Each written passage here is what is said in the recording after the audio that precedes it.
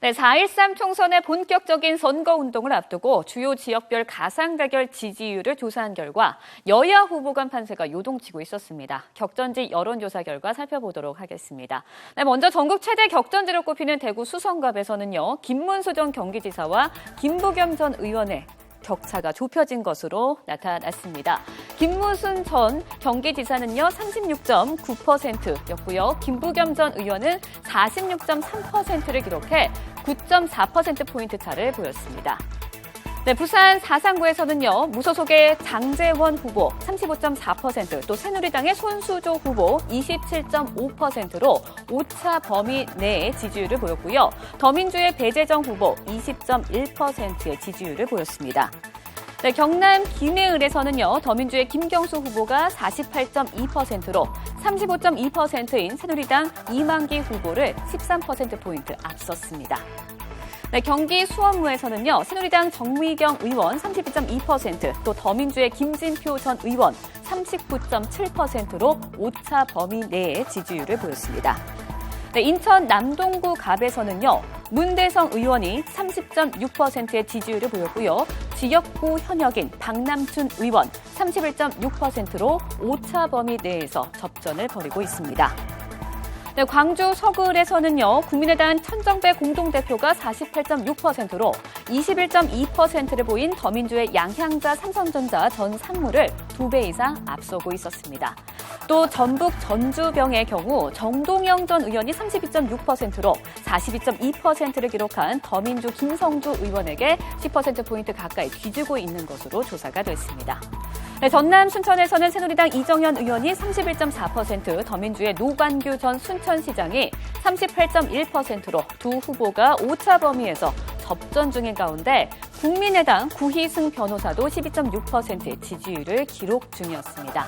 네, 이번 여론조사는 KBS와 연합뉴스가 코리아 리서치에 의뢰해 각 선거구당 성인 남녀 500명씩을 대상으로 지난 22일부터 4일간 조사를 했고요. 오차는 95% 신뢰 수준의 플러스 마이너스 4.4%포인트입니다.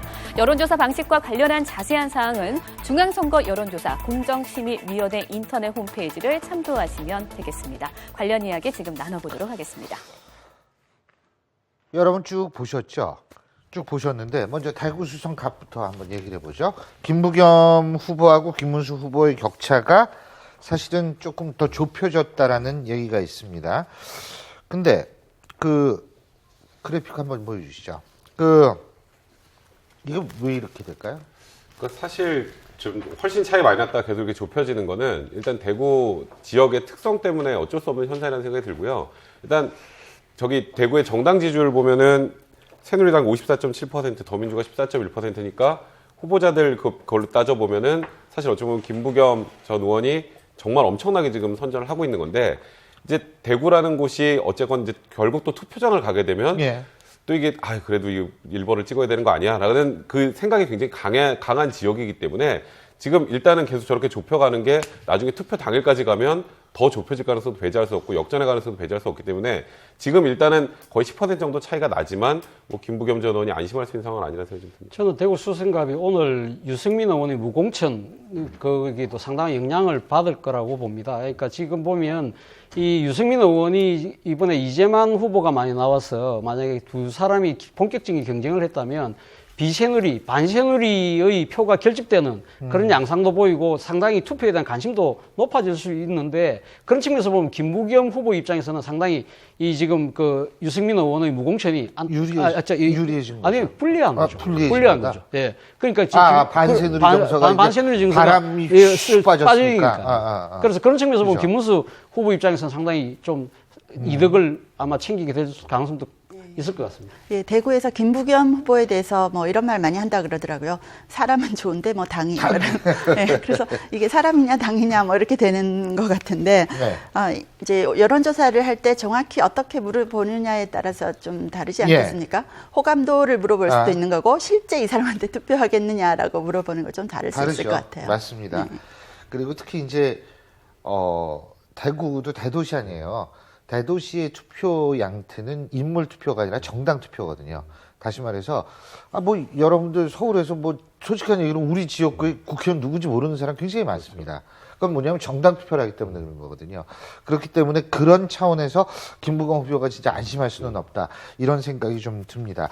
자, 이번엔 정반대를 한번 얘기를 해보죠. 전남 순천인데요.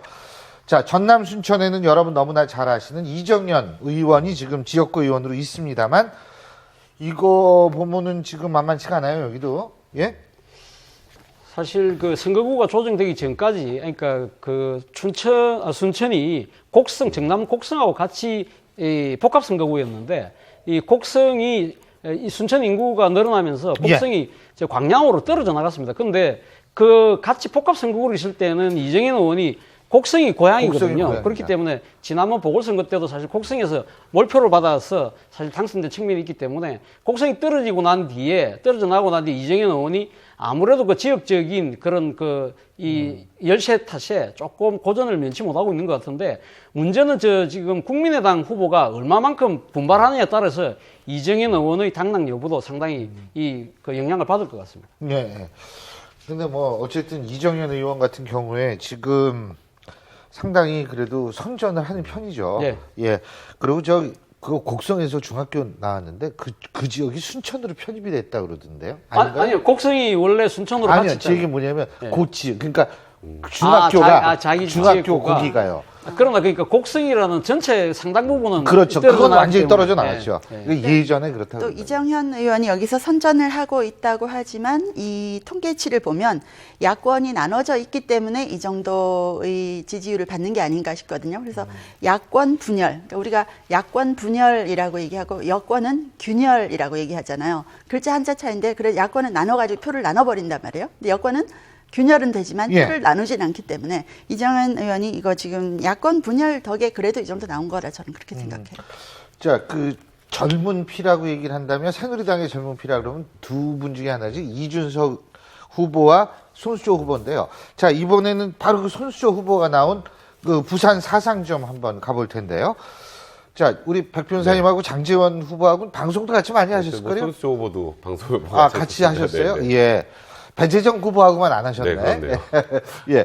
어떻게 보세요? 장제원 후보가 나름대로 선전을 꽤 합니다. 그러니까 지금 이 지역구도 사실 그 당시에 공천할 때 좀 무리가 있었다라는 예. 얘기가 좀 있었거든요. 예. 당시에 이제 장제원 후보는 여론조사상으로 굉장히 많이 앞서는데 여기를 그러니까 손수조 후보로 뭐 여성 추천 지역으로 단추천하는 게 말이 안 된다고 굉장히 반발을 했었고 예. 또 뭐 김무성 대표 역시 저 지역을 한 번 언급한 적이 있었거든요. 예. 그러니까 이렇게 여론조사 결과가 차이가 많이 나는데 이렇게 아하. 꼭 해야 되냐는 얘기가 나왔었는데 그래서 장제원 후보 같은 경우에도 고민을 하다가 나는 여기서는 무소로 나도 승산이 있다라고 판단했고 여론조사 결과에도 그렇다라고 판단해서 들어갔는데 생각보다 지금 그 부분에 관련해서 그러니까 지금 저는 저 구도를 보면서 이번 공천 과정에 대한 부산 시민들의 생각이 아닌가라는 생각도 좀 들어요. 그러니까 무언가 그 공천 자체가 공정하지 않았다라는 그런 의식이 반영이 된 결과가 아닌가. 물론 저게 계속 갈지는 모르겠습니다. 일단 선거 이제 운동이 들어가기 시작을 하면 또 결국 추세니까. 당 쪽으로 예. 갈 가능성이 많기 때문에 지금 저 결과를 가지고 뭐 장제원 후보가 당선될 예. 가능성이 높다라고 보기는 어렵지만 아직은 단정하기는 어렵지만 그래도 그런 공천 과정의 불협화음이 일정 반영이 된 결과가 예. 아닌가 생각합니다. 그리고 재밌는 게 연령별로 지지하는 후보가 좀 다르다는 게 여기 예. 나타나고 있거든요. 장제원 후보 같은 경우에는 50대, 60대에서 많은 지지를 받고 있고 손수조 후보 같으면 이제 전 연령대에서 고른 지지를 받고 있는데 관건은 어느 연령체에서 많이 투표하러 가느냐 여기에 달려있겠죠. 그렇죠. 사실 장제원 의원이 저렇게 지금 상당히 교수님 부산이시구나. 예, 이 성적이 죄송합니다. 잘 나오는 이유는 뭐 본인이 18대 국회의원을 했고요, 그 지역에서. 그리고 또 본인의 이 가게가 집안이 그 지역에 대학을 2개나 갖고 그렇죠. 있습니다. 예. 그런 측면에서 상당히 어떻게 보면 정치적인 검수저를 갖고 예. 태어나신 분이죠. 그렇기 때문에 상당히 유리한 측면이 분명히 있습니다. 그리고 또 하나는 손수조 지금 후보는 지난번 문재인 후보가 나왔을 때 이 박근혜 그 당시 이 비대위 대표가 이 좀 어떻게 보면 김빼기 작전 차원에서 좀 내놓은 네. 측면이 분명히 있거든요. 그래서 이 사상구 시민들, 특히 새누리당 지지층의 입장에서 보면 이런 정치적 실험 한 번이면 되지 않았느냐, 뭐 그런 생각을 좀 하신 거 있는 것 같아요. 그런데 지금 현재는 지금 이 구도가 좀 전국에서 보기 드물게 다여 일야 구도라는 겁니다. 예, 그렇기 예. 때문에 더불어민주당 마포도 입장에서는 그래요, 마포도. 그러네. 안대희하고 예. 강승규 후보하고. 예. 아니 거기는 국민의당 후보가 있으니까. 물론 그러니까 그렇죠. 여기는 예. 지금 국민의당 후보도 없네요, 딱 진짜? 세 분만 나왔기 때문에 예. 아마 제가 봤을 때 전국 유일한 다여 일야 구도인데 그래서 더불어민주당 입장에서 당력을 집중할 겁니다. 그렇게 예. 될 경우 당대당 싸움이 되면 아하. 지금 장제원 의원이 얼만큼 지금 무소속이라는 그 기반을 유지할 수 있을지는 사실 조금 또 지켜봐야 될 대목인 것 같습니다. 알겠습니다. 자, 그리고 광주 서울을 한번 가보죠. 광주 서울 같은 경우에 우리가 왜 주목을 하냐면 더불어민주당에서 나름대로 굉장히 심혈을 기울여서 이 영입한 이 양향자 전 삼성전자 상무가 바로 여기에 출마를 했는데 지금 여러분 보시다시피 천정배 후보하고 2배 차이도 더 납니다. 이거 왜 이렇게 될까요? 아무래도 천정배 의원은 지금 현재 5선 의원이죠. 예. 5선 의원이죠. 5선 의원을 기록하고 있고 정치적으로 워낙 그 탁월한 이력을 갖고 계신 분이니까 이렇게 차이 나는 건 아주 지극히 당연한 현상이 아닌가 생각이 들고요. 예. 지금 또 그리고 또 더불어민주당이 이 사실 그 친노 패권 뭐 여러 가지 이 문제 때문에 호남의 민심이 많이 떠나 있었지 않습니까? 그렇기 때문에 양향자 후보가 21%라는 득표를 기록하는 것도 저는 제가 봤을 때는 현재 선전하고 있다고 보여지는 것 같고요. 예. 그러나 지금 양향자 후보 그러니까 지난번 더불어민주당이 입당했을 때 나름대로 영입됐을 때 저격수로 보낸 거 예, 아니죠? 저격수로 보냈을 때 사실 그때 이 전국적 여론이 상당히 그 많이 뜨거운 지지를 보냈더랬습니다. 그럼요. 그러니까 소위 말하는 고졸 고호년 신화. 아닙니까? 예. 고졸에 이 호남에 그렇죠. 여성이 이 그 삼성전자의 예, 그 상무까지 보이지 않는 올라갔으니까. 유리벽을 뚫고 상무까지 올라갔다는 그 사회적 성취에 대해서 상당한 지지들이 있었기 그럼요. 때문에 그런 부분들이 부각된다면 아마 지금 천정배 의원도 마음을 놓기는